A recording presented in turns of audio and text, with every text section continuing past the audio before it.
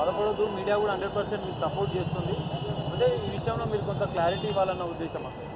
So మీ అభిమానులకు అందరికీ police డిపార్ట్మెంట్కి మీరు రిక్వెస్ట్ చేస్తే నేను మీడియా మిత్రులకు నేను ఒకటే కోరుకుంటున్నా, దయచేసి ముందు వెనక వెరిఫికేషన్ చేసుకొని పోలీస్ వాళ్ళని అందరినీ కూడా అడిగి దయచేసి నేను సోషల్ మీడియా నుంచి వచ్చా.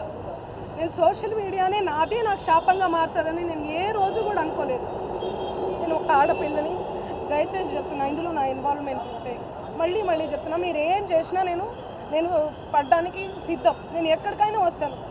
కానీ అనవసరంగా నన్ను దయచేసి బ్లేమ్ చేయకండి ముందు వెనక తెలుసుకోకుండా. ఇందులో నా ఇన్వాల్వ్మెంట్ 1% కాదు కదా, 0% కూడా లేదు. ఆయన జస్ట్ ఫేమస్ అవ్వడం కోసమే నాతో మాట్లాడాడు కూడా, నువ్వు వస్తేనే నేను మాట్లాడతాను అని చెప్పి ప్రతి ఒక్కరిని కూడా ఆయన అట్లనే అప్రోచ్ అవుతున్నారు. సెలబ్రిటీస్ని నేను కనుక్కున్నాను కూడా, ప్రతి ఒక్క సెలబ్రిటీ ఇదే చెప్తున్నారు.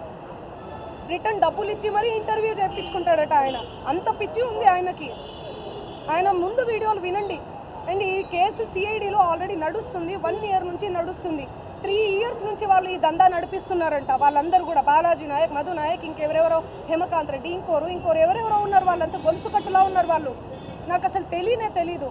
అన్యం పుణ్యం ఎరగని మమ్మల్ని, నన్ను, నా ఫ్యామిలీని దయచేసి రోడ్డుకి ఇచ్చి మీడియా మిత్రులారా మేము మళ్ళీ చెప్తున్నాం, న్యాయం ఎవరి వైపు ఉంటే వాళ్ళ వైపు ఉండండి. దయచేసి మీడియా అంటేనే నాకు చాలా గౌరవం, నిఖార్సైన మీడియా.